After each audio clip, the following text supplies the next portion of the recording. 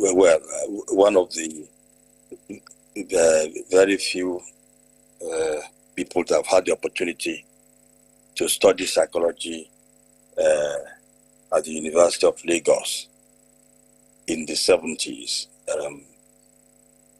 And I was very excited to listen to Professor Bosky, who was, while I was a student, head of Department of Psychology, JOS. At that time, Mundi Castro was the founder and professor of Psychology Department in Lagos. Now, my brief is to serve as an adjunct provocateur at this conference. And my understanding of that is to use the experiences that I've had, both teaching and research and community service, use the experiences gathered in these three zones to provoke our thoughts, to stimulate our thinking about what we have been doing in psychology so far, what we have been doing right, what the pitfalls have been, and chart a course forward for the growth and development of psychology. Now, as I began to think about how to tackle these issues, it dawned on me that three issues will be sufficient for the moment.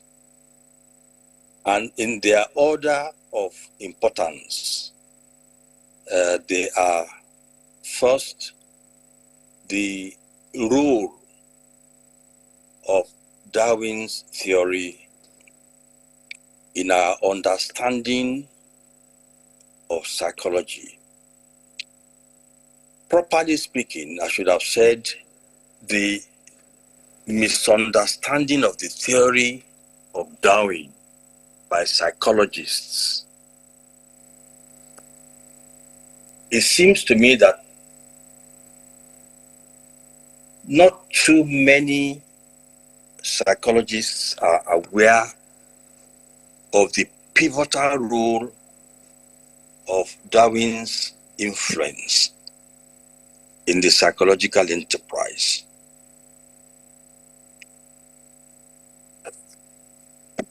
When Darwin published The Origin of Species in 1876,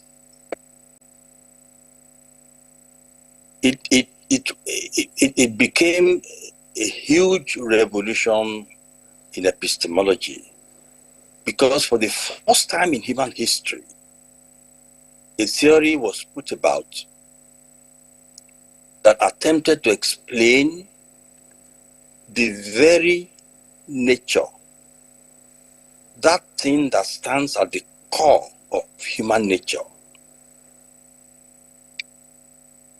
How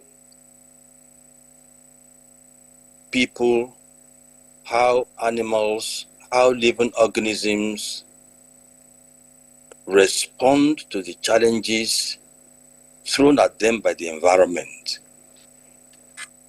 A while ago, Professor Bosky talked about Kurt Lewin's fundamental theory. Okay, behavior being a function of environment and personality. It was Darwin that first drew our attention to the relationship. Now, what Darwin said, the central thesis in Darwin's 1876 Origin of Species is that natural selection pits an individual against other individuals in the environment during the process, during the struggle for adaptation and survival. I want to underscore that word individual.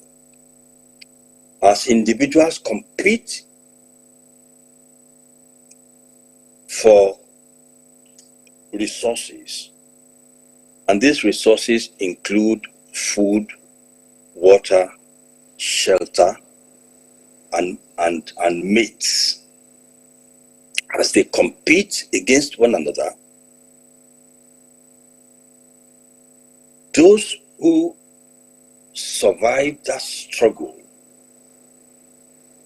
somehow become adapted to the environment, they become better suited for the environment, and somehow their genes are selected for. Okay, now, this idea has been taken to mean that the only entity that directly benefits from the process of natural selection is that individual.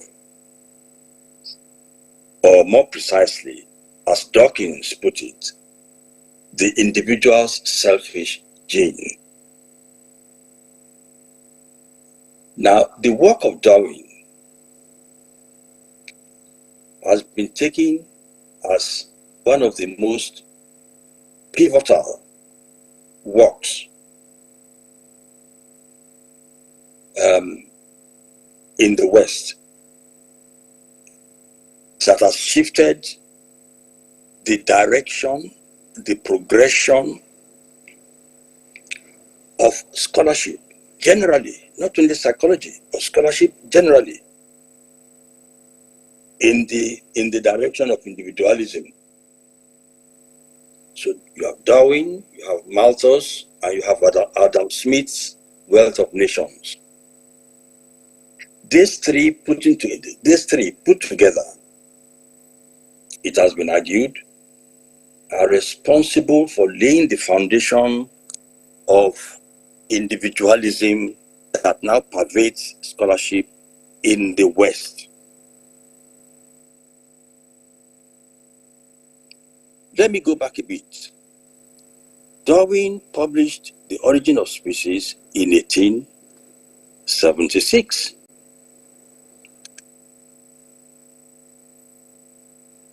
Many psychologists, in my view, have either not read Darwin himself in the original, or have perhaps read only Origin of Species. But if you give yourself the liberty of reading the same Charles Darwin's Expression of Emotions in Man and Animals, which was published 4 years before The Origin of Species,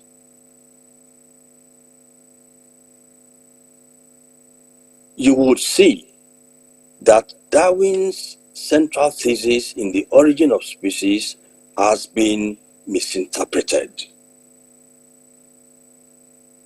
The central thesis in Darwin's 1872 Expression of Emotions in Man and Animals, and I believe this is even far more relevant to psychology than Origin of Species. His central thesis here is that, and I'm quoting directly from him, the most human of all human traits springs from an inherent groupness.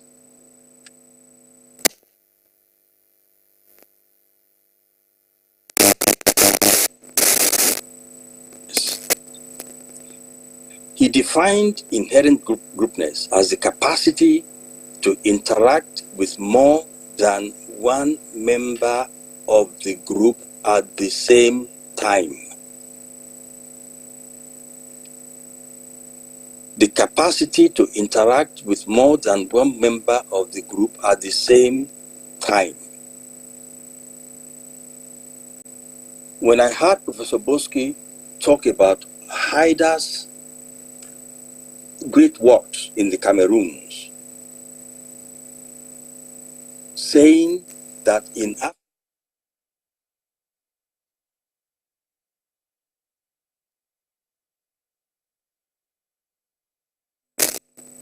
attachment of the baby in virtue of how Africans lived. attachment of the baby is directed to multiple people in the child's environment.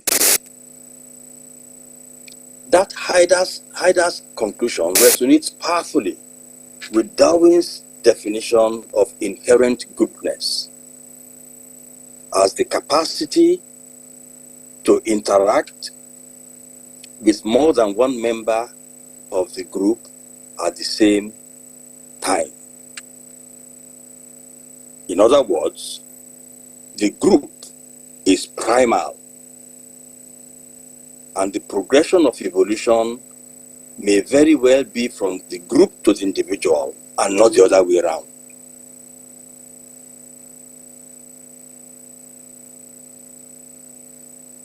So, in Africa, we got it right at the beginning. Our ethnology, our spirituality, our commonality, everything about how we related to one another as individuals and as groups, placing appropriate emphasis on the group, making individuals attain the identities from the group. It is far more productive than laying the emphasis on individuals. So, indigenous African psychology is about, and has always been about, group life. Group life is characteristic of Africans and their psychology. And I think that cross-cultural work, ranging from West Africa to even Palestinians basing their babies outside, with local children gathering around every morning, and in the process socializing them into a life that values the community. And I'm talking about the work of Gottlieb and Deloche. To the readiness of African mothers providing breast milk to babies that are not their own, to the works of Duro Jaye way back in the 70s in East Africa, uncovering the indulgent, nurturant environments of African babies who are being fed, who are being handled, who are being cuddled, who are being stimulated by multiple others. That is the direction. Now, if you think these are anecdotes, I want to draw your attention to some empirical work that is in the last 10 years at least being done to provide evidence for the need to shift from the individual to the community. And I refer to the work of Bradley, Benjamin Bradley. He and I were PhD students in the same lab. But he went to Australia and he's only just retired as an emeritus. What Bradley did was that he would bring babies, 6 to 9 month old babies in their buggies into the lab. After their mothers have settled them down, the mothers will leave the lab and the babies will be arranged in groups of threes or fours and be left alone with several cameras trained on the faces and the torso and the feet of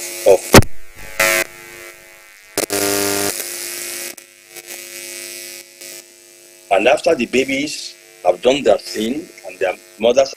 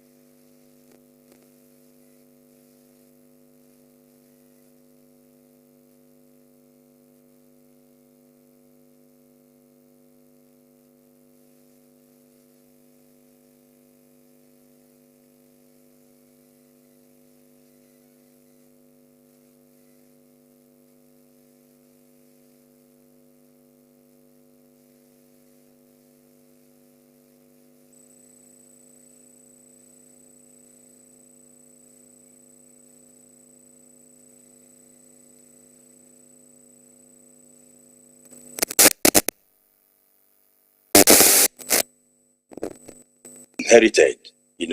I know that John Bowlby was very, very influential in using Darwin's theory and to argue for this attachment between dyads, between mother and child dyad, which has become pervasive, that has become deeply rooted in Western psychology, and it's doing a lot of disservice to our understanding of proper behavior, proper human behavior.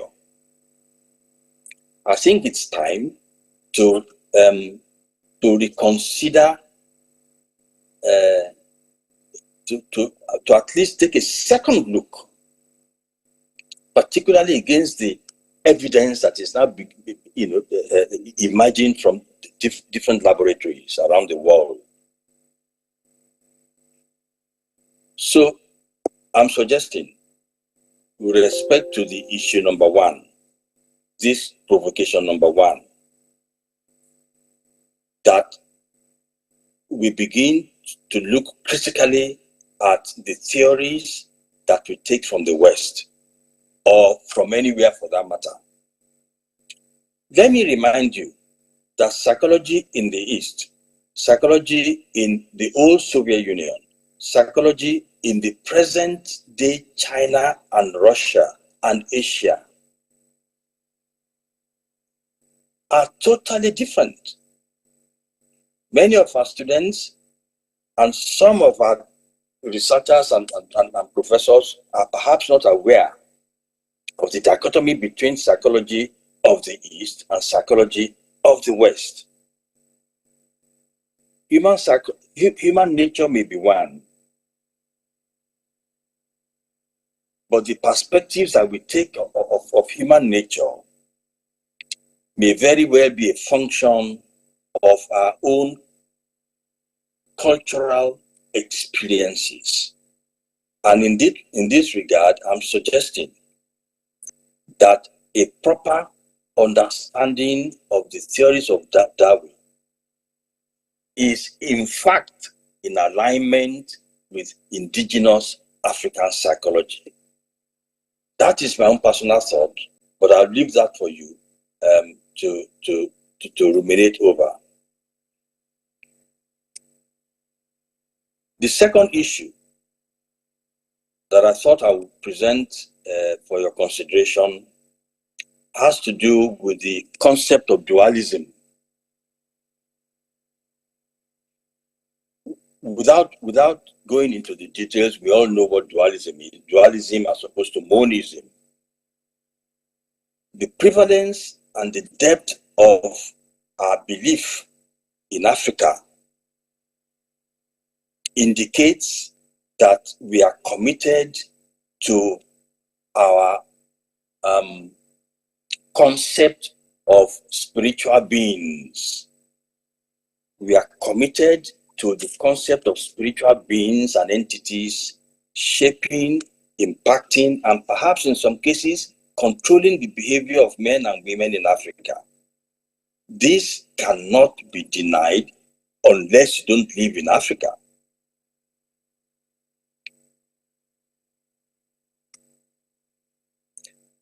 Western scholarship, particularly in psychology,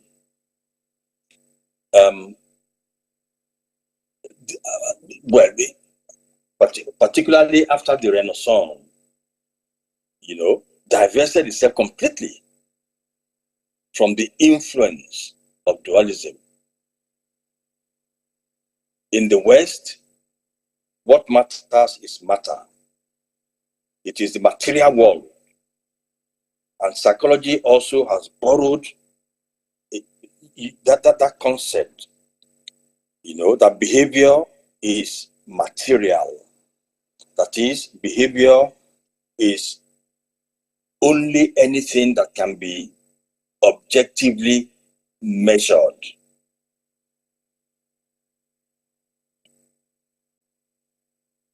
But what about the spiritual content of our being? Shouldn't we really be looking closely at this possibility, particularly against the background of what happens around us? Witchcraft, miracles, and so on. And in any case, can't we put something on the ground that would enable us objectively answer the question, is there really a ghost in the machine, as Kussler asked in 1967? Don't let's take the answer for it. Let us ask the question ourselves and try to provide an objective answer. I think the first university in the UK to establish a parapsychology unit to answer this question was at the University of Edinburgh, and this was in 1985. Before that, only one university in the West did it in 1932 in the United States, and the department closed shop. The one in Edinburgh is still running. It was initially funded by Arthur Koestler Foundation himself. When the man died, Arthur Koestler wrote the book, The Ghost in the Machine, which undergraduate students. He left a large sum of money and established that foundation that set up that unit in 1980.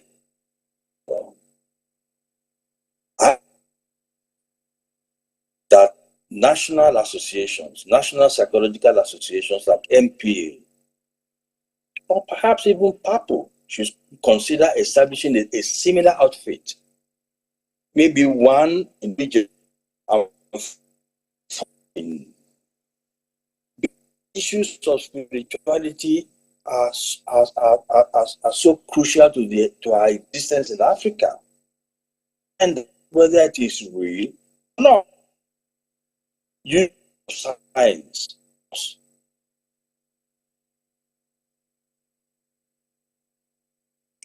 My third and my last, provocative issue is to take you back on a journey when psychology started in Africa, particularly in Nigeria, being the largest country on the continent. We had teachers that were committed, teachers like Bosky, Monte Castle, and so on. That several chapters have been written on the historical development of psychology in Africa. So we can, we can read them. But far more importantly, when we are reading them, is to try and recover what those things were that we did well, and also identify what the inadequacies were. In my view, some of the pluses include class sizes. Class sizes were small, ranging between 25 and 35 in those days. Teachers were well trained with PhDs, and they came from all over the world, unlike what obtains now, where if you go to a university in a particular state, close to 90% of the lecturers there will come from that state. Tutorials were run on a weekly basis. Laboratories were well equipped. There was funding for research. There was funding for attendance at attending conferences, and conditions of service were favorable to what they were in Europe and America.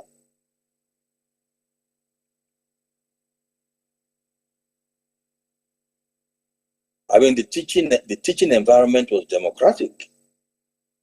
This is not the place to give you the details, but a few will suffice. I mean, we had teachers at the University of Lagos, for example, that taught us. But we also had people who came from, Dr. Shorian came from TEDRO. TEDRO was the testing, development and testing arm of WAEC. Mr. Wakaneme from OED, Overseas Economic Development, Professor Liko Iransom Kuti. I mean, psychology, we did many things, in my humble view. We did many things right. But of course, those were days when tuition fees were paid. I'm glad, at least in Nigeria, the present government is offering assistance to students. So fees can be paid. When fees are paid, teachers can be properly remunerated, laboratories can be equipped, libraries can be equipped, and so on. Students came from all over, from Kenya, from South Africa, from Canada. Universities were truly universal in nature and outlook, and psychology played a central role in the life of the university. So the last thing I want to say is to involve our students, as we did in those days. Involve students, involve them, groom them early.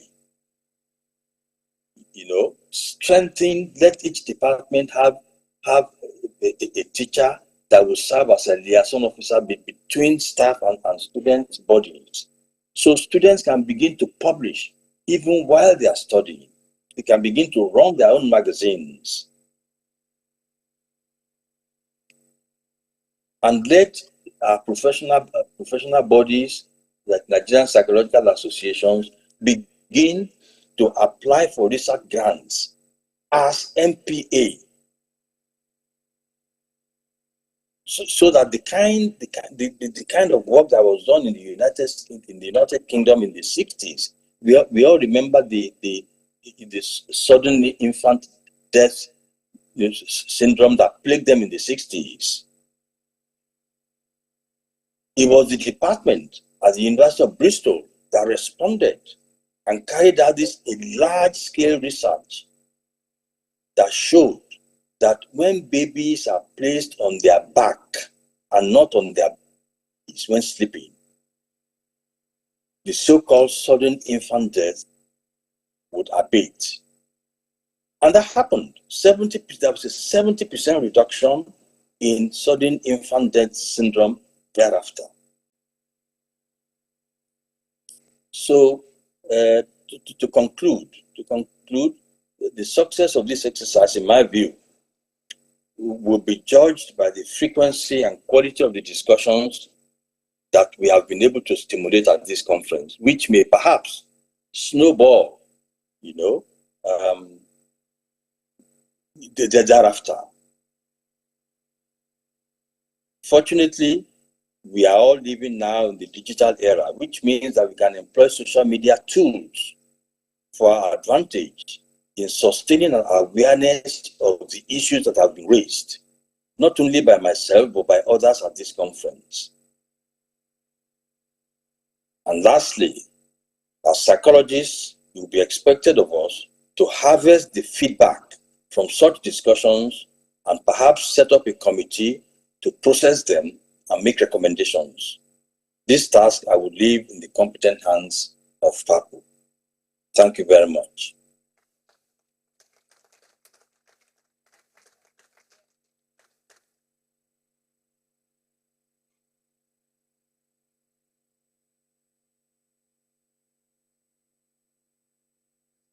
Another round of applause for Professor Kayode Oguntuashe. Thank you very much.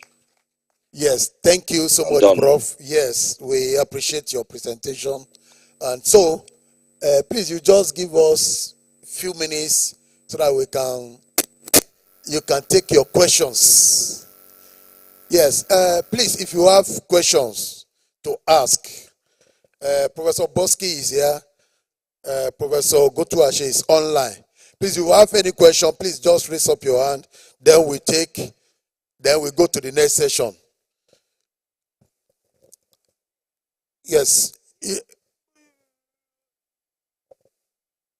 Yes, what will happen is this.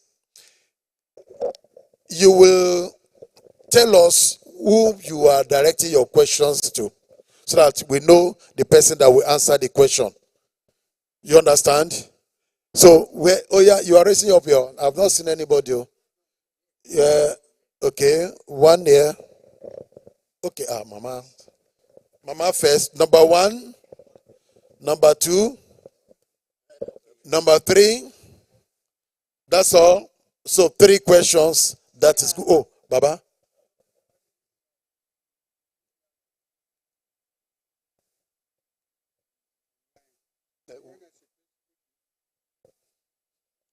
Yes, I will give you Mike. You will ask him. Yes. Please, okay. Ma, go on with your question. To who? Yes, it's on, ma. General. Okay. It's a general question. Yes. It's not for Cornell, so. I think research is meant to help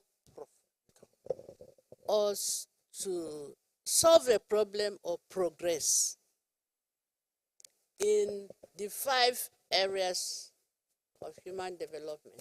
So whichever one you are concerned with, the essence is that by the end of the day, there will be a benefit For instance, to you, are you talking about acculturation?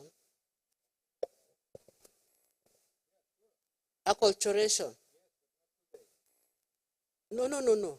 From your discussion, because oh, no, I'm coming. If you are talking about acculturation, what is the reason and what way forward?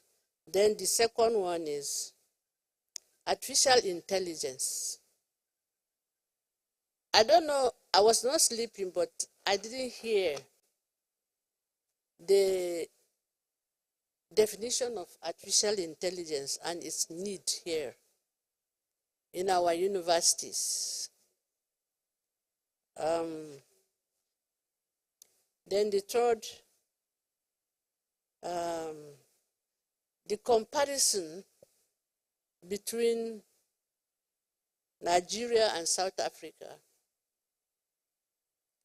What brought about the comparison, and what is the importance, or what are the importance? And then finally, when you are writing your paper, be sure that the listeners will benefit and have something practical to take away, because psychology is not just the cognition. Cognition is thinking, but eventually, when you are thinking, you are supposed to plant something out of the thinking, that by the time I'm going back to my students or to my family, I should have something that I'm going to carry away with, so that I'll say, okay, this is what I have benefited from. Not just to go for breakfast and whatever, but there's something I want to go away with, so that it will help to increase the practicality of our life. Thank you. Thank you. Maybe we can start from the Professor Bosky to answer the acculturation aspect of the. Okay, yeah. Please, this number 2. Prof, just hold on, sir. Number 2. Please, your question. Can we hear you from there? You want to come? Please, be fast. They're already telling us that we are behind schedule. The general came to warn me just now. President. Professors and colleagues, good afternoon all. My question goes to almost all. I have question for Bosky, I have for Anne and the person that presented on AI. So my one to Professor Bosky is, in your cross-cultural studies, did you do anything on ethic academic issues, or the collectivism and individualism, and how does it affect psychopathology in Africa? Then to Anne, Prof has already said something, but in your comparison with the curriculum of South Africa and Nigeria, I was looking at probably there are certain things you bring out that are new, which we are going to bring out in our curriculums. So because all the essence of this thing is to bring out, develop new things. So I don't see the new things. Is it just comparison for its comparison? At this level, we are not just doing comparison things. What are the things that we have to change in our curriculum that will bring a change? Then for the AI person. So my question to her is, you are saying that AI should be encouraged in the way it is.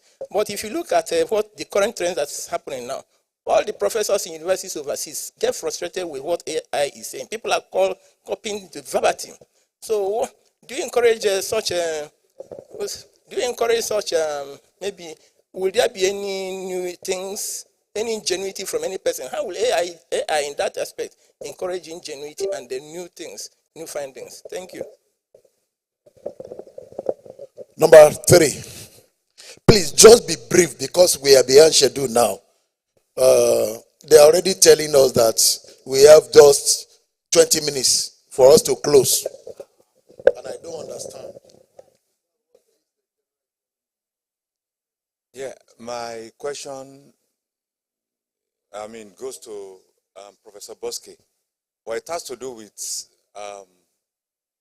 the usage of foreign instruments for our research purposes. In as much as I really, appreciate that advice and I agree with you.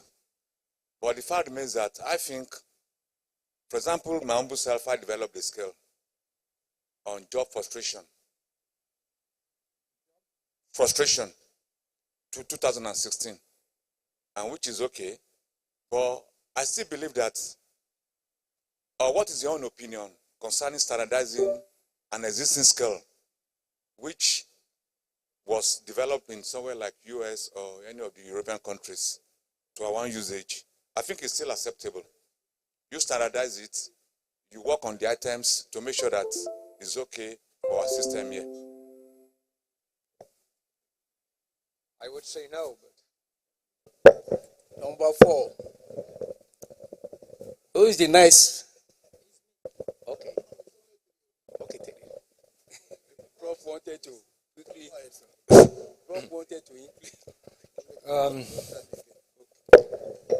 Well, thank you everyone who attended, and the questions are interesting. Acculturation is one of my main fields of research for over 40 years, but not in Nigeria. I think that, well, if a new program at NSUK is introduced on social cultural psychology, this could also work. For instance, what really attracts me is to what extent NYSC corpers can be regarded as individuals who acculturate to other states in the federation. Well, it is, you go, let's say, from Lagos to Maiduguri or from Cross Rivers to Sokoto, it is the same country. But well, sometimes it may look like going to another country. It's not the same language, it's not the same religion, and so on and so forth. So I think that,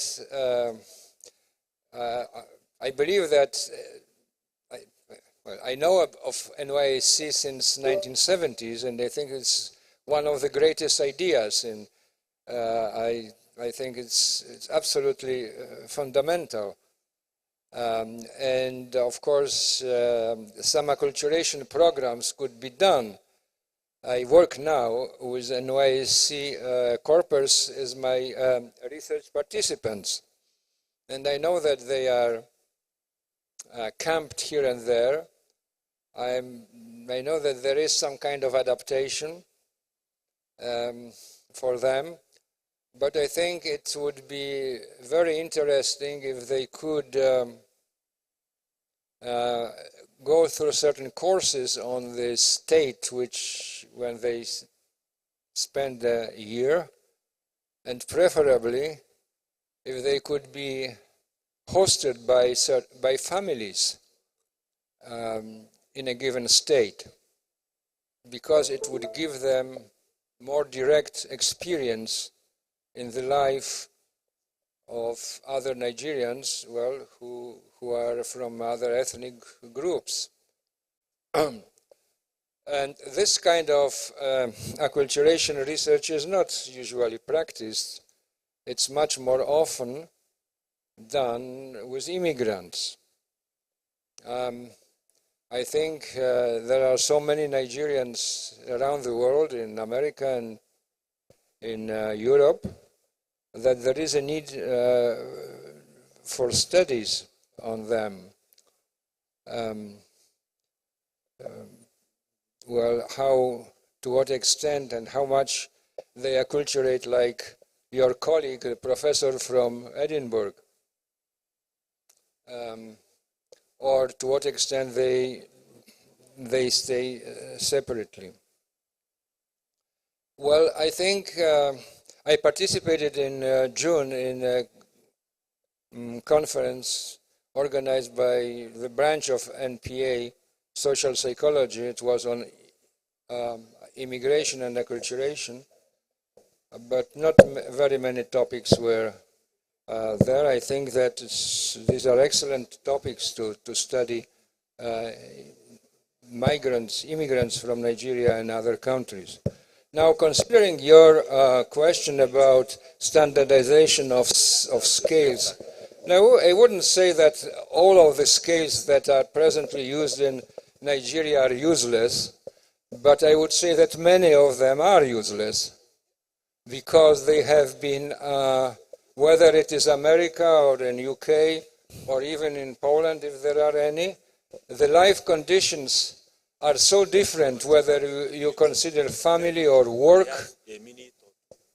that what are the items? The items which you have in scales, in psychometric scales, come from the experience that that is common for in a given country. So in this sense, they are indigenous. Now, there are many situations in public life in Nigeria that you will not find itemized in these scales, because these items, the items from foreign scales, do not correspond with Nigerian experience.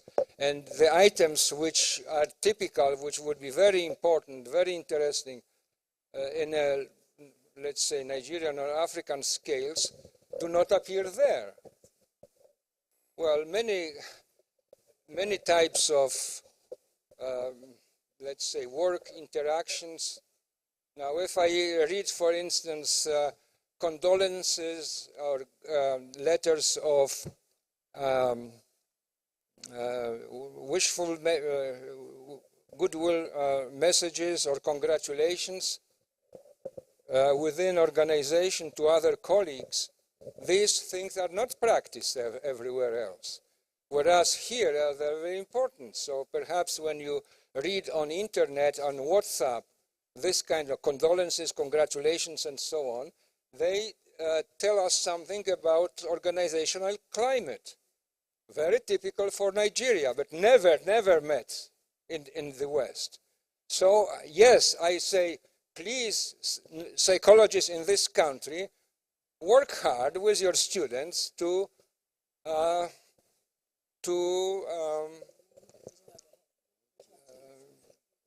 establish, to create new research instruments, and do not use, because it is English, it is easy, ready-made, that we can take ready-made questionnaires from elsewhere. I don't think it is correct, and I think it is very much against the climate of this conference. This conference, I think, is very much focused on creating new things, of being creative and innovative in measures and in theoretical approaches in African psychology, and not just importation. What someone said a few words about emic ethic. Now, this kind of importation that many Bature psychologists, cross-cultural psychologists like myself, criticize, it is that the Bature psychologists bring to Nigeria or to other countries, ready-made by them, tools and questionnaires. But this is worse, because Nigerian psychologists or other maybe African psychologists do the same. They import these things to the country. It's not the Bature psychologists. So please, I think that it is in line with this conference to indigenize. That means to create a real psychology for this continent. And I think it's a bit strange that I am talking about this. I think that. Thank you, many of Prof. you could Let's do put it. our hands together again for Prof. Thank you so much, sir. We appreciate you. Please, because of our time, you will forgive us. You can see that another soldier just came now. He was about to arrest me. I was just pleading. You saw me. That's the soldier beside Zamani there. That we should round up. But I just pleaded that we still have 5 presenters. So what we do now is, each presenter will have 5 minutes. You just tell us the major aim, the problem, how you have been able to solve the problem, your conclusion, your recommendations in 5 minutes, please. So now I will call Professor Deborah Adewuyi. 5 minutes. Your time starts now. Clap for her, please. Please clap for her. Uh-huh. She's one of the soldiers who said she's going to arrest me after now. Uh-huh. I be you now, Air Force officer. 5 minutes.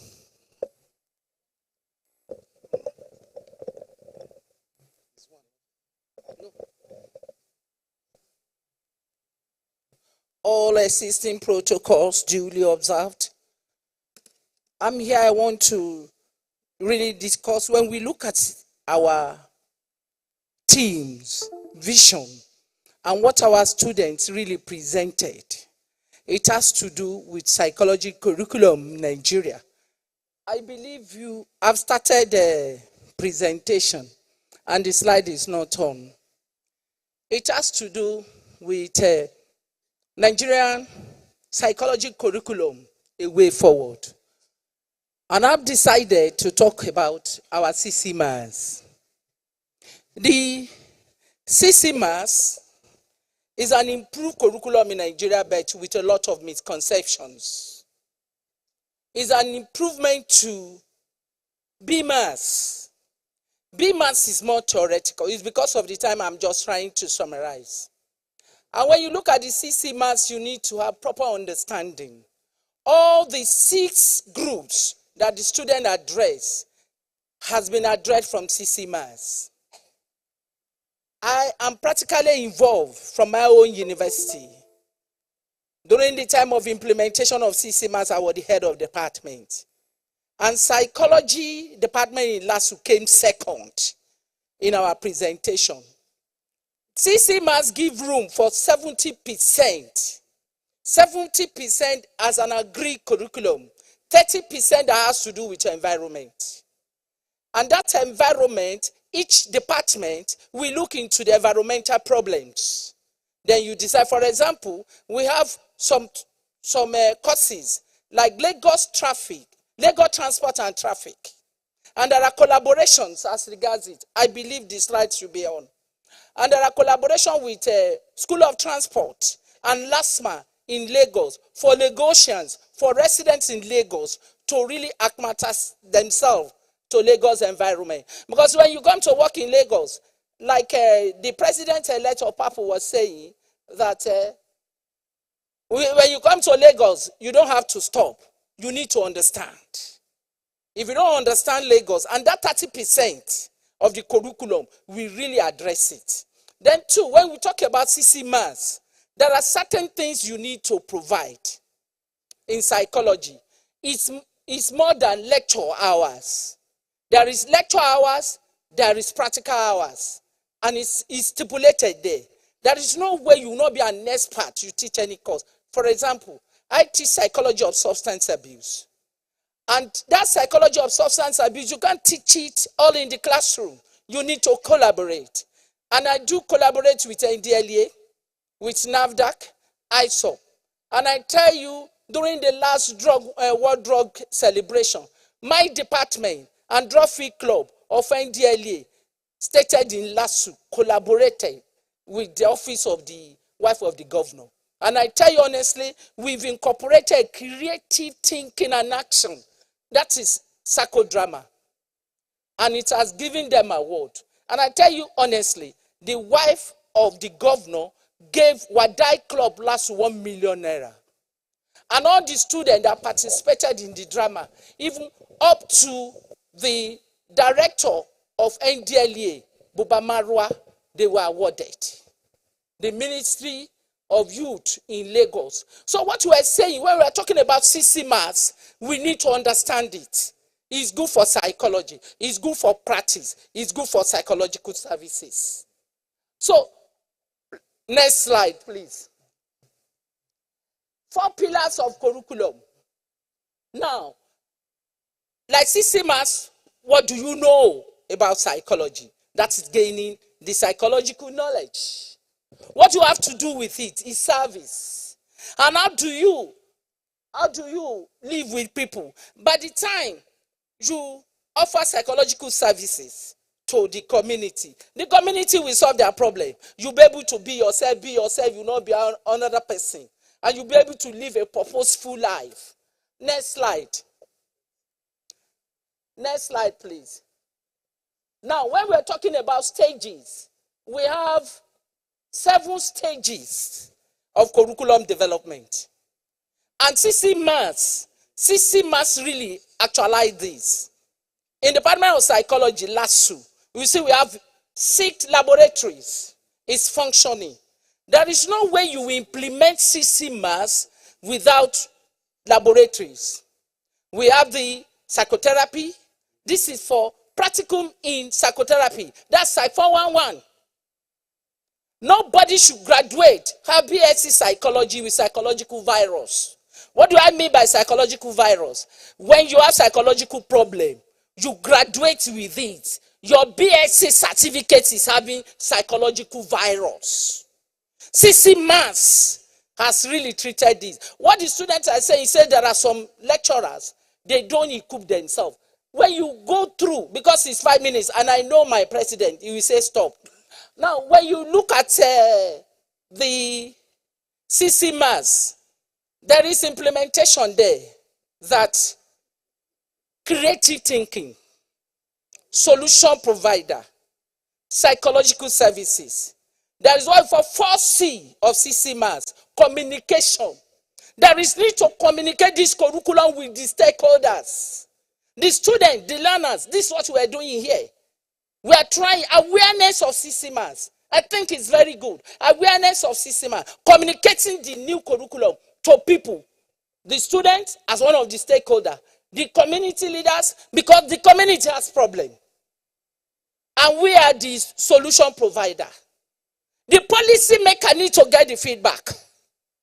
That is where the curriculum can be revised, can be evaluated, and it will be revised. Revision of it is what we are thinking. What is the weakness of CC Mass? Is it too much digital?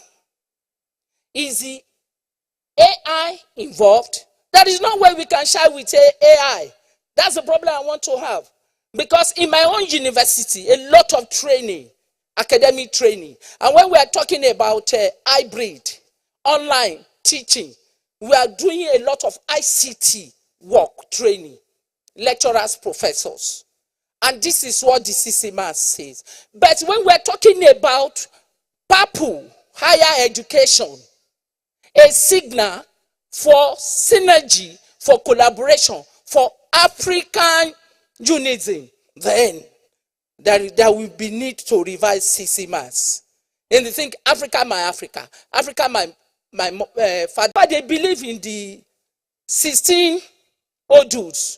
How do you incorporate your psychotherapy? I remember when I had training on RBT, they were looking for people that will translate RBT to Yoruba language. Communication matters. Collaboration matters. We must go back to our culture, our belief system, so that we will be able to have psychology curriculum for Africa, for Nigerians, and for all. Thank you very much. Thank you so much. I am free now.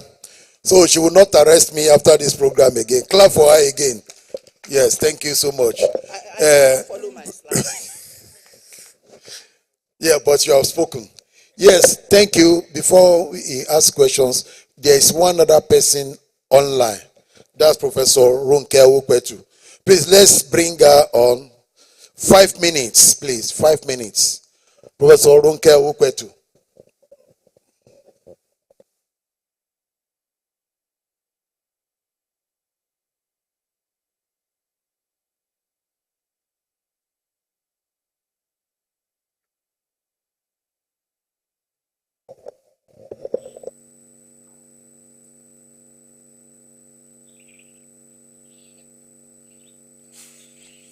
Hello, everyone.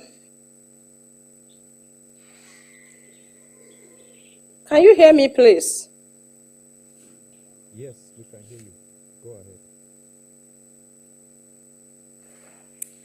Okay. Thank you very much. I want to thank everyone for this opportunity to make this presentation. And more importantly, I want to thank the federal government of Nigeria who sent me to Gambia in 2023 under the program of technical aid corps, which really exposed me to so many things that are happening regarding psychological education in the Gambia.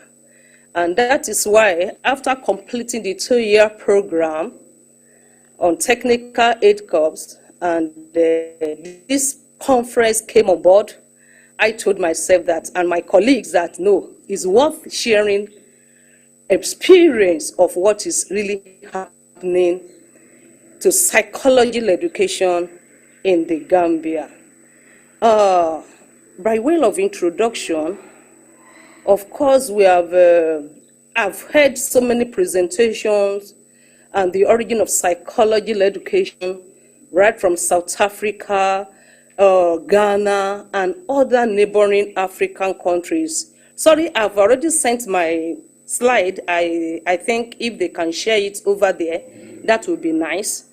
As I was saying, there's no much difference from what people have said about decolonizing psychological education to situate the African culture.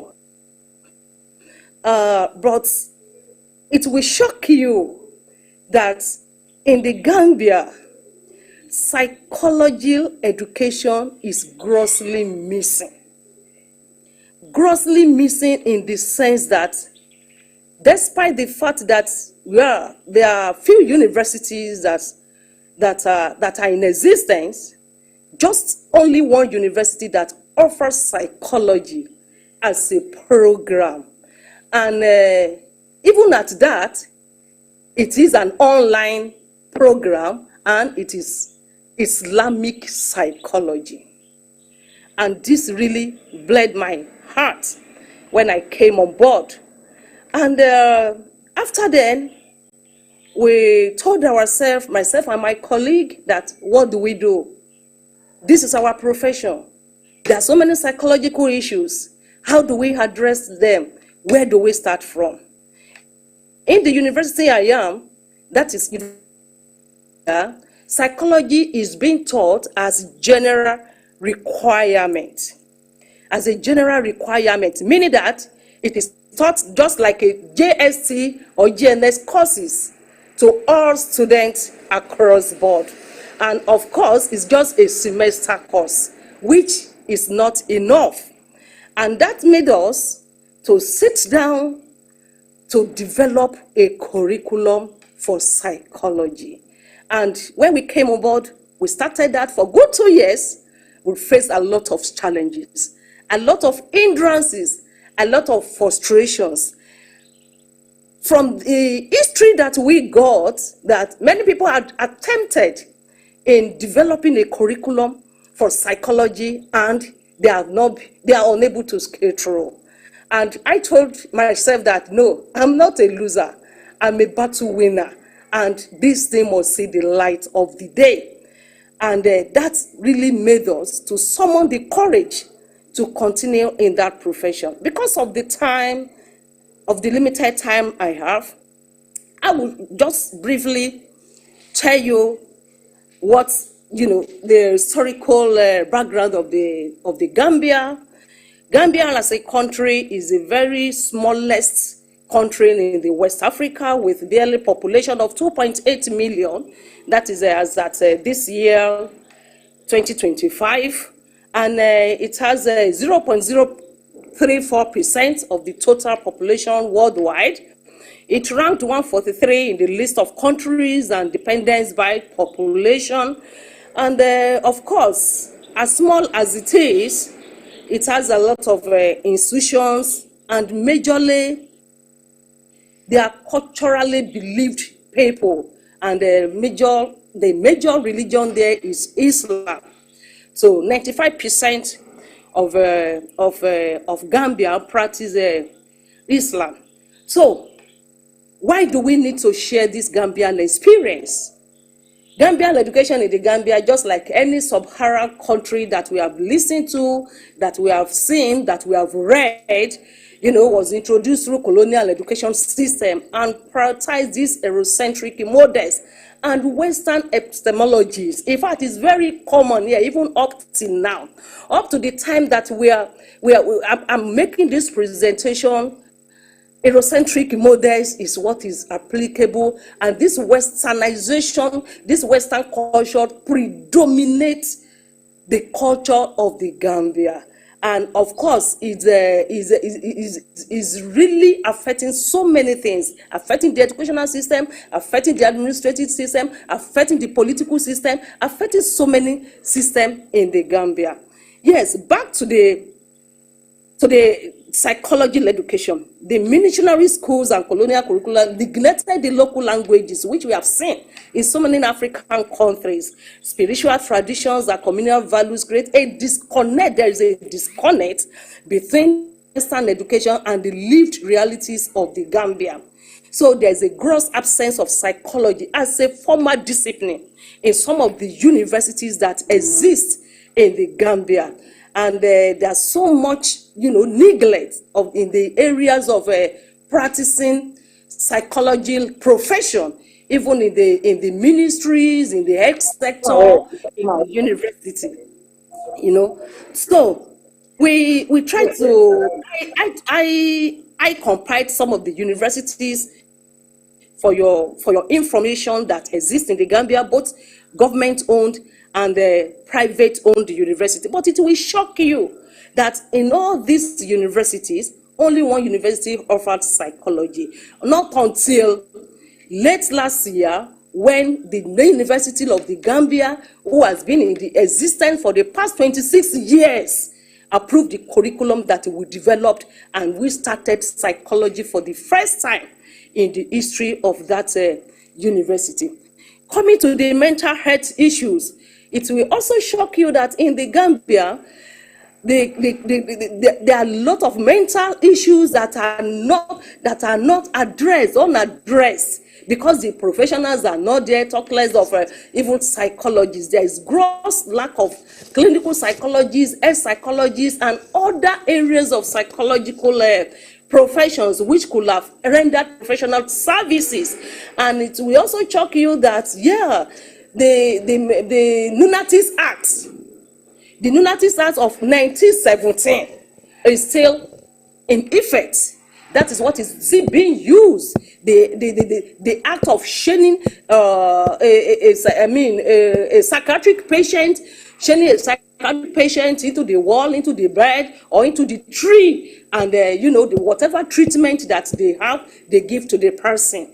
Is really shocking and is really disheartening. And of course, you cannot rule out the cultural stigma, the spiritual interpretation, and all of that preoccupied the health sector of the Gambia.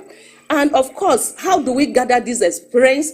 We had to, identify some of the psychological educators. Of course, we have individuals who have retired from international organizations as a psychologists who are indigenous, but not really practicing in the Gambia. We had to identify them, and we adopted the key informant interview. We interviewed them. We went to the ministries and agencies to conduct Professor Awupetu, you have informal 1 minute interview. left. 1 We minute. did all that, and 1 minute. of course we put the informations together, and it was revealed that yes, they also concur with us that yes, these issues are problematic, and many people don't even have the understanding of what psychology is all about.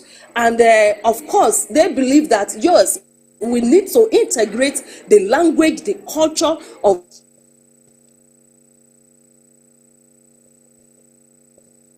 the people into the teaching and practice. So many inputs were gotten from them, and even policy makers, they were interested and really gave kudos to what we are doing. And what we did actually was to make sure that yes, we sensitize the public by going to the radio and television for advocacy. And we recommended in social control training of those who are online degrees in psychology to come for their postgraduate and domesticate their practices in the Gambia, which are still ongoing. So we are in the process, and I just felt that as we share this experience, that we have gotten from the Gambia in the last 2 years, different from what is happening in other sub-Saharan countries of Africa. So one could imagine that, when we are talking about Africa, there are still some African countries that psychology education is still not in practice. Thank you very much. Thank you so much, Professor Ronke Awupetu, for that wonderful presentation as a result of your experience in the Gambia. We appreciate you. So, you just give us few minutes. We take 2 more presentations, then we come to question and answer time. So the next presenter is Egbuno Sunday Ojumarojo. Is he here? Is the person here? Okay, it's not here. He has gone. Simbiat Matale Folonjo. Is the presenter here? Okay, please come fast. You have 5 minutes. And your time starts immediately. Good afternoon, everybody. Good afternoon, everybody, our distinguished professors and everyone. My presentation is on the psychology of purpose and potential, understanding the link between self-discovery and mental well-being in African adolescents. My work surrounds adolescent support, and I run an organization called Girlity Foundation. Please, I don't know, you have my slides. Can you come up, please? Thank you. So I run an organization called Girlity Foundation, and there's a backstory. I started Girlity Foundation out of a personal experience. As a child growing up, I battled so much mental health issues, but at the time I didn't know what it was called as a child. I didn't even know it was a mental health issue. The fact that I was always nervous all the time, I had anxiety issues. Of course, there were factors, other social, psychological factors that, contributed to what I was experiencing, but I didn't know what it was. And I strongly feel like it is the same struggle with a whole lot of people, a whole lot of young people. They experience certain things, they start to ask questions. Who am I? Why am I here on earth? What am I to do? A lot of them don't have these answers, and they're looking for people to give them these answers. I remember not opening up to anybody that I was experiencing issues, that I kept asking myself questions, because I didn't even know what to call the problem. I didn't know what to tag it. And I believe it is the same for a lot of young people. But amazingly, I've been able to discover myself, and due to what I've been able to discover, I've been able to help over 1,000 other girls who are on their journey to self-discovery, or who have already found their voices. Okay, so adolescence is a defining period for identity formation, self-discovery, and the search for purpose. Yet many young people across Africa struggle to navigate this developmental stage amid social, cultural, and psychological pressures. This paper explores the psychological relationship between purpose, discovery, and mental well-being among African adolescents, drawing insights from empowerment initiative with young people aged 9 to 24. And this paper is grounded in theories of self-determination, positive psychology, Erickson's psychological theory, and Maslow's hierarchy of needs. The study argues that purpose, defined as a sense of direction and meaning beyond oneself, acts as a protective factor that enhances resilience, self-esteem, and emotional stability.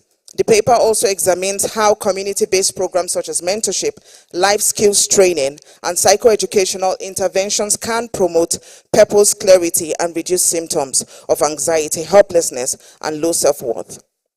Can I ask us all a question?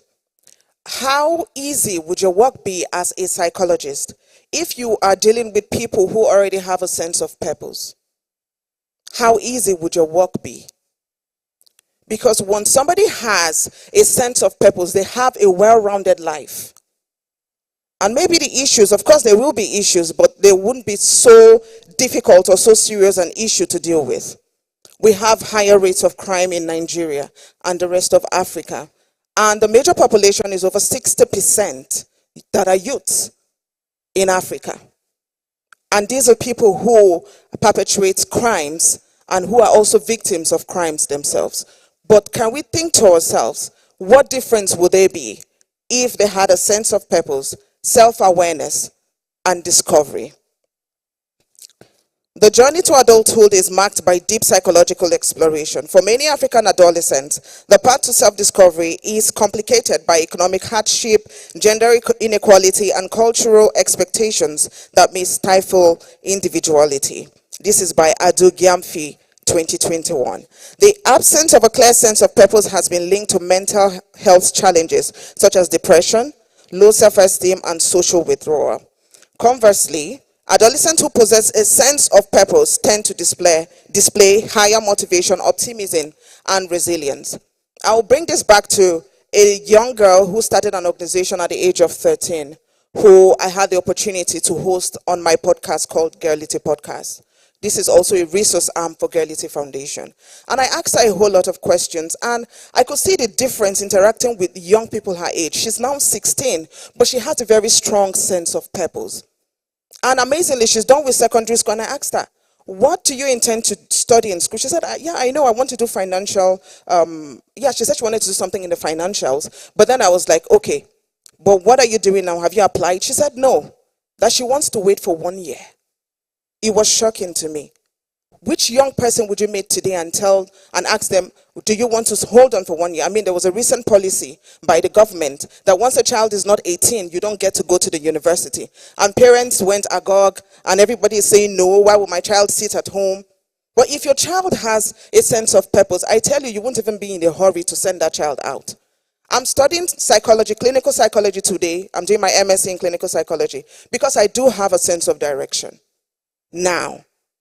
But if you had asked me before, I would tell you, no, maybe I don't think about psychology. I wanted to be a pharmacist, but I ended up studying a course under education during my undergraduate. Okay, so I'm just going to go to the reflection from practice. Oh no, we'll go to the implications for psychology and policy for want of time. For African psychologists and educators, integrating purpose development into mental health and educational frameworks is essential. Counseling curricula can include modules on identity exploration, value clarification, and goal setting. Schools can adopt mentorship and peers. Policymakers, in turn, should prioritize youth mental health funding, emphasizing preventive and developmental approaches rather than reactive treatment.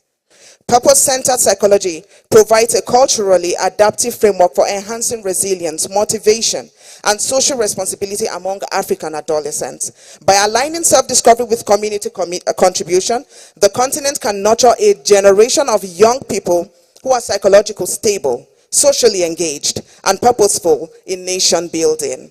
In conclusion, I would say purpose discovery is both a psychological and developmental necessity. When adolescents understand who they are, what they value, and how they contribute to the world, they gain not only emotional stability, but also a sense of direction and support, long-term well-being. For African adolescents, cultivating purpose is an act of resilience and empowerment. It is therefore time for psychology, education, and public policy to recognize purpose not as an abstract idea, but as a cornerstone of mental health and social progress across the continent. Thank you so much for listening. Thank you. Can we have a round of applause to a professor in making?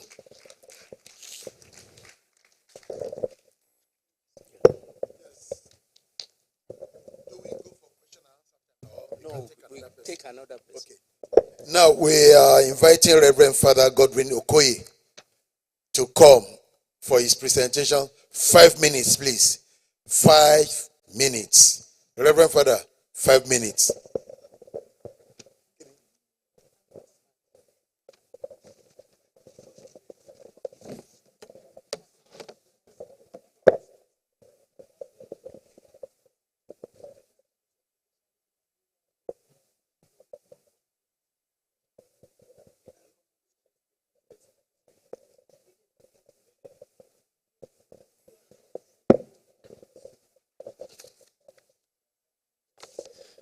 I greet all of you. My name is Reverend Father Godwin Okoye, member, Nigerian Association of Clinical Psychologists. The title of the presentation is Consult Clinical Psychologist. It is put into a song.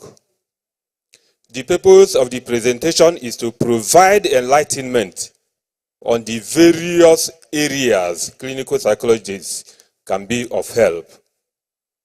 I am aware that many of the problems in the world need psychological intervention, be it in the families, schools, government, towns, even in the religious arena. The brain controls what human beings do, and clinical psychologists are trained to take care of the wellness of the brain. Things go wrong in many areas because the way the people reason is faulty. This indicates that when the reasoning is corrected, the problem has a great tendency of reducing or stopping. Unfortunately, many lack the insight. Many don't know those many areas of work of clinical psychologists. Many psychologists also need to wake up and realize their various roles. Though I focus my attention on clinical psychologists, other psychologists are also involved. Unfortunately, many view the works of clinical psychologists as limited to psychiatric hospitals or teaching in the universities. I envision a situation in which clinical psychologists have to start working in various areas. We have many problems in the society that indicate that many people are sick. Sickness or mental sickness is not limited to those who are being admitted in the psychiatric hospitals. What of the many crimes being committed? Insecurity. Many of those things indicate that many people are sick. Clinical psychologists, wake up. Don't wait for people to employ you before you start working. On our roads, many of the security agents extort money from people. And many people give them bribe. Now, let me tell you, many will complain that the security agents are taking money from them, extorting money from them. But if you view that thing well, if you examine it well, you will notice that the people are those giving those security agents money. You may tell me that they are intimidating you. Yes, they are intimidating you. But many are those are giving them the money. I have studied this and noticed that many of them don't snatch the money from them. Well, I will not go into much details in this. But I can tell you that you can stand on your feet and resist that extortion of money. Well, everything must not be said on the stage. Consult us, and we tell you what to do. Or you consult me, I will tell you what to do. That is an example. What of stress? A lot of people pass through stress. Even many of the professionals pass through stress. Now, if you can't help yourself, how can you help others? We are complaining that we are not put in the scheme of service. I'm telling you, when you start working, when you start solving problems, many people will realize their value. I have limited time. I don't have to go into details in many things, but I put few things in song to let clinical psychologists know their roles and to let people know when to consult clinical psychologists. Technician, you can play it. You will view it on the screen. As you are listening to the sound, you'll be viewing the lyrics.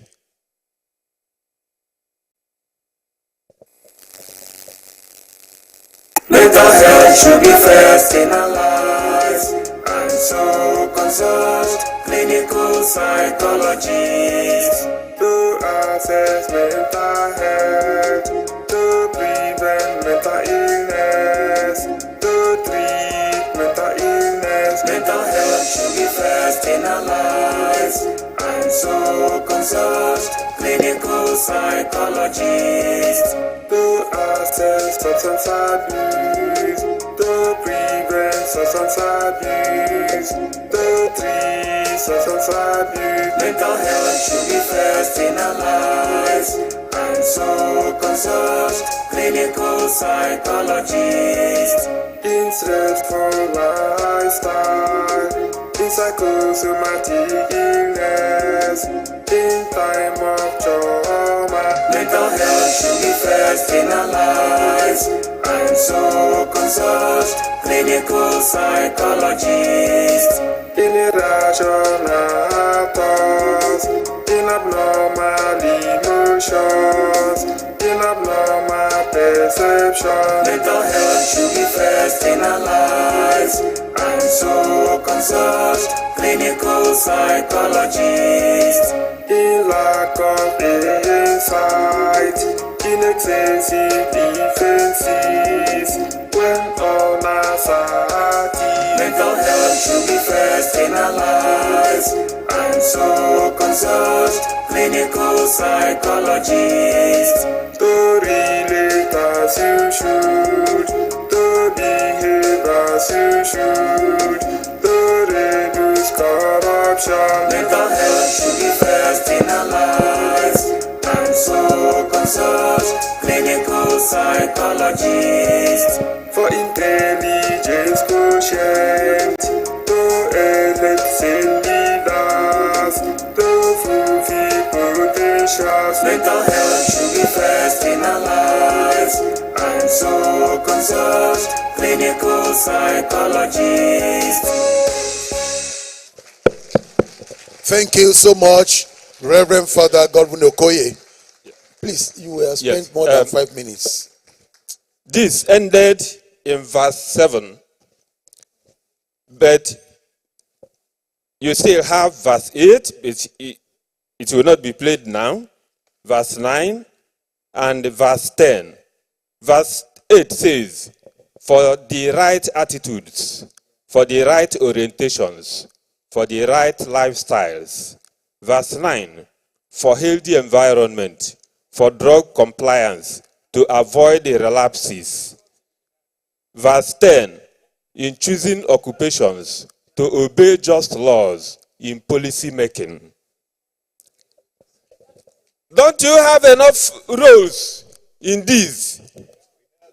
You have much roles, much works. Start working. We need to practice, not just theory. Start practicing. Thank you very much. Thank you very much, Reverend Father Godwin. Thank you. That was very awesome. Thank you. Please, can we give him a round of applause? Thank you. Thank you to all those who presented, and I apologize to people who have not presented. Definitely you will present tomorrow from 8 to 10. Is that okay? We do not have enough time for this now, so maybe we'll continue tomorrow, please. Yes, thank you very much. I hope you enjoyed yourself and you had fun. Thank you very much. So tomorrow, from 8 to 10, we'll continue. People who have not made their presentations will have it at the banquet hall. While here, we'll be having a trauma workshop, free trauma workshop for students. And our chairperson will be Her Excellency, Barrister Asiya El-Rufai. Can we give her a round of applause, please? Thank you, Barrister Asiya El-Rufai. And MPA workshop for Chartered Psychology inductees. An election will kick off tomorrow at the Executive Lounge. Professor Olukayode Afolabi, the president of MPA, will be in charge of that. He will be assisted by Professor Alex Shemper. Did I pronounce it well? Then the heads of departments plenary will be at the boardroom. This will be anchored by Professor Sats Cooper, the past president, Pan-African Psychology Union. Thank you very much. I'll be inviting Dito to continue from here. Thank you, and enjoy the rest of the day. Good afternoon, everyone. Good afternoon, everyone. I want to ask something very genuinely. I need you to answer in a chorus way, like I need the chorus answer. How were the sessions? Okay, I have only two things. There is wow, there is boom. How was the session? There is boom. See, psychology, seriously? How were the sessions? Wow, beautiful. I understand some of us didn't make it. Sorry for that, but we have extended this to tomorrow, as my colleague said. So please, for those who didn't make it, tomorrow we're going to start early. 8 sharp, we should be here. So that also we should close up early. We have tried our best today to make this happen and to manage time.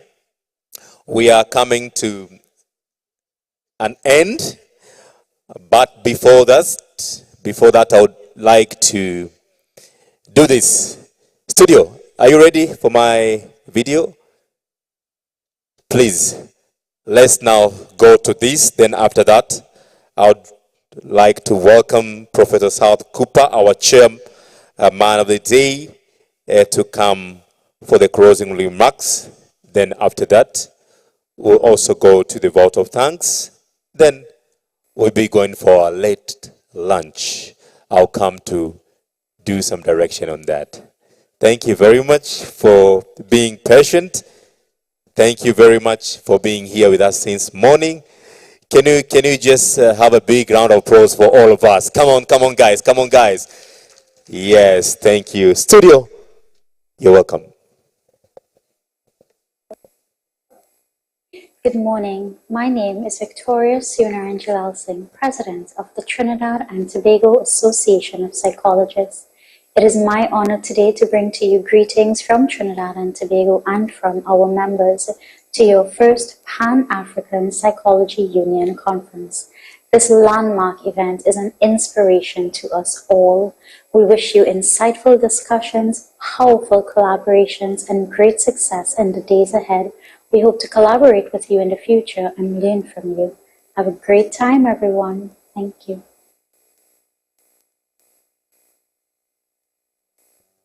Thank you very much. That was the message. Now I would like to, before I invite Professor South Cooper, there is something that I said earlier. I promised to give you a gift. But because of time, allow me to do that tomorrow. The gift won't expire. Don't you worry. I'll give you the gift tomorrow when you have energy. Are we together? Please, Prof. You're welcome. A big round of applause. Thank you.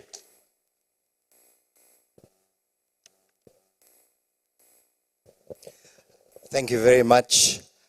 Listening to some of the presentations and seeing the abstracts,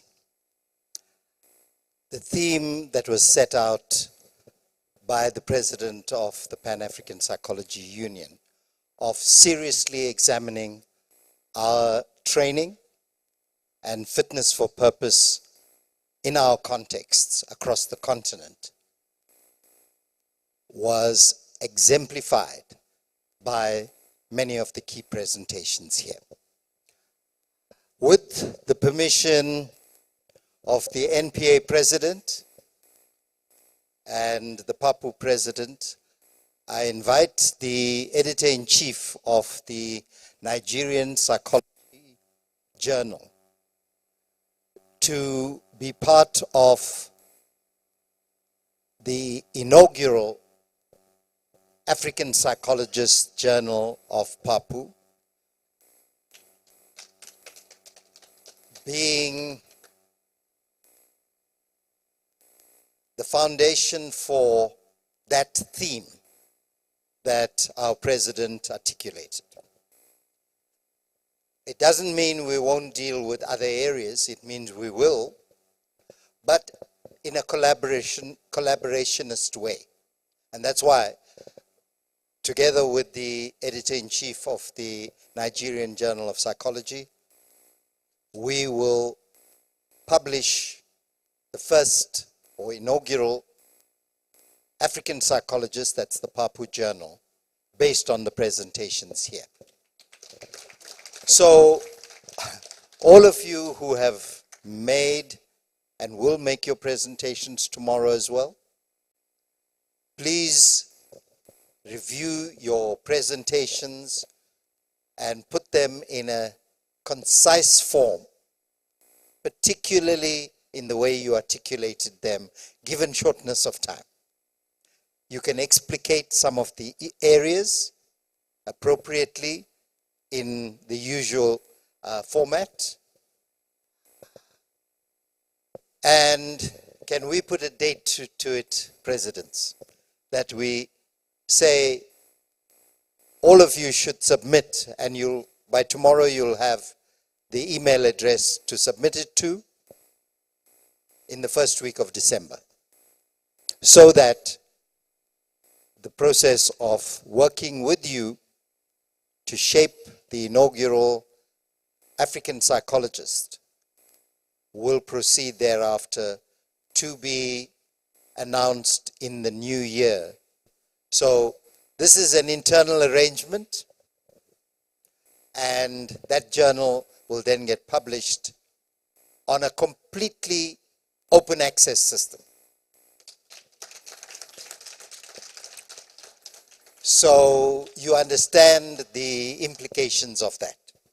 We did not want to do this earlier. We waited for this event to see what the pull was. And it's very clear that the opening and continued address by the Papu president articulates what you have been thinking about.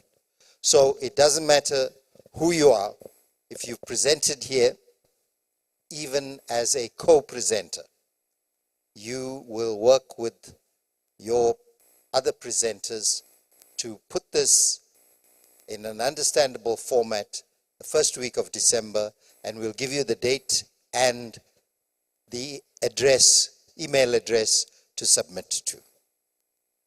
That is in the spirit of how PAPU operates. PAPU does not work outside of its national members, and because the NPA is one of our founding national members, in 2012, with Ioana Mevani representing Nigeria, we want to involve Nigeria and other national bodies of those countries that presented here to be part of this initiative. But it will be a decision between the editor-in-chief of the Nigerian Journal of Psychologists and the PAPU designated person, so that it's very clear we don't have any issues on how we're going to do it. So tomorrow we will announce the date and the email addresses that all of you will submit.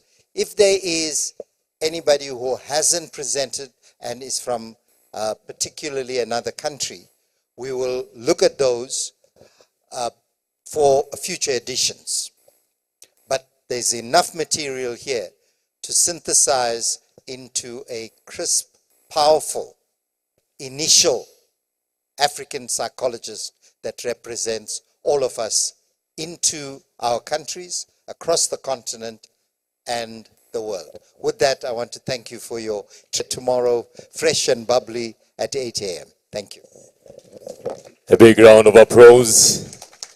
Thank you very much, Professor South Cooper. Without wasting time, may I now call upon the Secretary General, Nigeria Psychology Association, Dr. Oluyemi Peter Atibioke. Please come up front for vote of thanks. Please, a round of applause, please, as I'm marching forward. After that, I will come to make some few announcements. Then we'll be done for the day. Thank you very much for being here since morning. You're welcome, Doctor. You will agree with me that our MC had done an excellent job since yesterday, that he assumed that, don't go, please come back, that he assumed that responsibility. And the first thing I told him when I saw him, and I realized that he's not in Nigeria, and I asked him, are you married? He said, yes. If not, you know, we just gave out one of our daughters to a Tanzanian. We would have given you another one, but we don't. So can we please, don't clap the usual manner. Can we roll it together? Let's roll it together, roll it together, roll it together, and give it to him.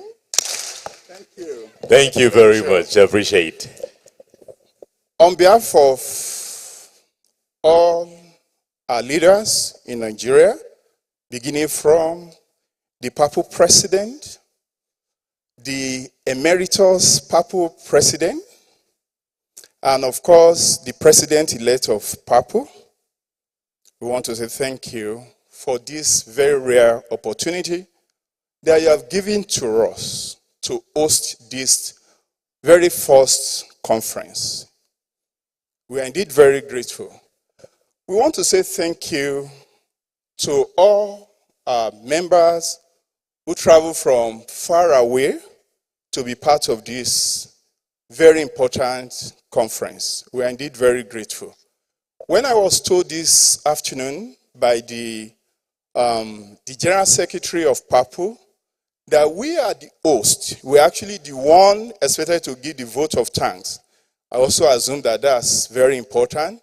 People are traveling from different walks of life to be in Nigeria, some of them coming to Nigeria for the first time. And I told them that one of the things that Nigeria is known for is hospitality. You might have heard so many things about Nigeria, But when you come, of course, you know that Nigeria is a beautiful country. And that's why this, in our parlance here, that, the taste of a pudding is in the eating. And I'm sure you've been here for a few days now, and I still believe that you enjoy your stay. So on behalf of my president as well, our very powerful president, Professor Olukayode Ayolua Afolabi, all the National Executive Council, funny enough, we have just few days to leave, for a transitioning to happen. We'll be transitioning to another government. And Nigeria Psychological Association has maintained the integrity of smooth transitioning from one, government to another. And we are very optimistic that that's what we're going to achieve in the next few days. We want to say thank you to all our leaders. I have one of my professors here, the Deputy Vice Chancellor of University of Ibadan, is extremely busy, but he has found time to be here. Professor Peter Olamakinde Olakpegua. We are grateful for being part of this. Now, what we did yesterday remained historical because we met with quite a lot of students after that to listen to their testimonies. Majority of them expressed, their gladness about being part of this very important assignment. Some of them, majority of them were actually attending for the very first time. And they were given a platform, to express themselves. And I'm begging on behalf of all of us that let's begin to give our students a lot of platform to express themselves. Some of us have been in this profession for several years now, but the coming generation, have a lot of input to make, but unfortunately, majority of them do not have the platform to do that. So we are grateful to our father, the Papal President, for making this possible. And it is recorded for you, for posterity's sake. Can we please do it better? And to other delegates, this event continues tomorrow. And to the General Secretary of PAPU, I am grateful for I can't see him. Oh, he's my boss. So I'm grateful for the opportunity you've given to me to do this. And I believe that it's a learning curve for us to be able to bond together, so that we can improve whatever we do. One thing that I've learned from this meeting since yesterday is the fact that we are growing as, a discipline, but we still have a lot of grounds to cover. But, nothing will move until all of us join our hands together to move it. So we want to say thank you again. And as we go to our various destinations this evening, I pray God will grant us safety. Thank you, and God bless. A big round of applause, please, for our Secretary General, NPA, Nigerian Psychology Association. Please, can you join our hands together? Thank you very much. We are coming to an end of our program. Just to make some few announcements. Thank you so much for your time and your patience. We have a missing item here.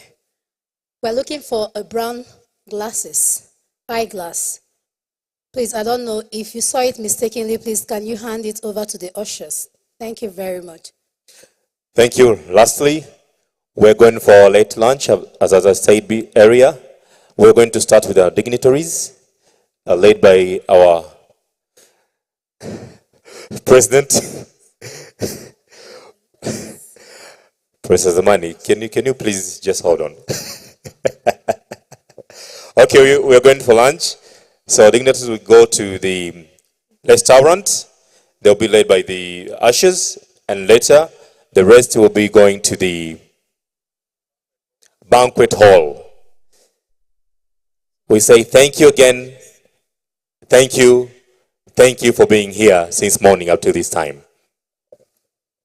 Thank you very much for being here, for your time, for your patience. We really appreciate you, and we look forward to seeing you tomorrow. Thank you.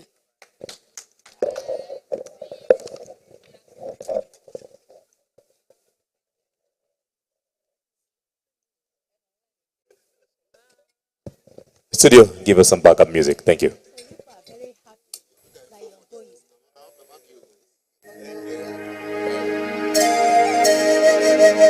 Bajiza nkwochi aya Bajiza awayo Sheko waji ike ya kuhu nje wonu Bajiza awayo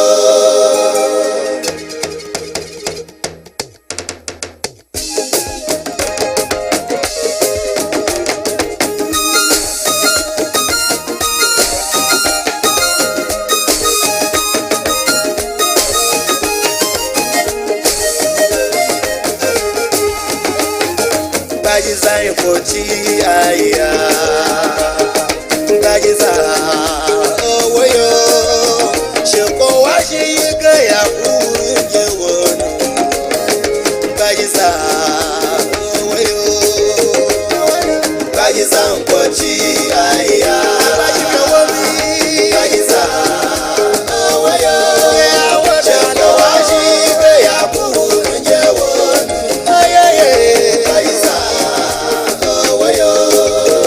Machiga bajiza nkwochi aya Zankwochi kuba awonalo Yesu waji ike ya kuhu nje wonu Amana ye Bajiza nkwochi aya Bajiza Bajiza Sheko waji ike ya kuhu nje wonu Bajiza Bajiza nkwochi aya Zankwochi kuba awonalo Yesu waji ike ya kuhu nje wonu Amana ye Bajiza nkwochi aya Bajiza Bajiza Sheko waji ike ya kuhu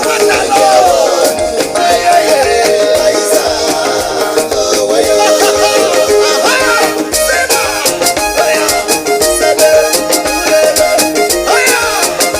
Bajiza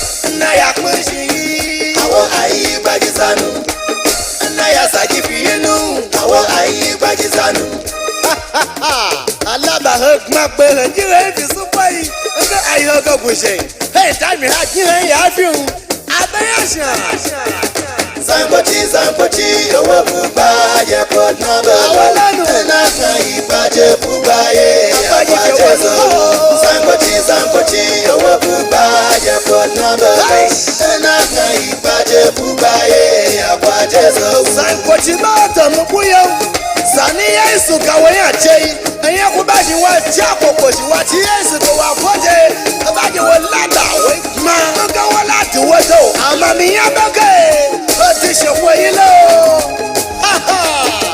Bajiza nkwochi aya Bajiza owoyo Sheko waji ike ya kuhu nje wonu Bajiza owoyo Bajiza nkwochi aya Bajiza Bajiza owoyo Sheko waji ike ya kuhu nje wonu Bajiza owoyo Nabi kwashi bema nainu Sani dajaga wanu wuga yeyelo Amana teje wodo wadu ngamba ogona sabu ozalabo yesu ye amabata no ngai atungana ayino kasafunu. Please, can we exit the hall? You can go with your meal tickets to the banquet hall, please. Please, let's exit the hall. Go to the banquet hall with your meal tickets. Thank you.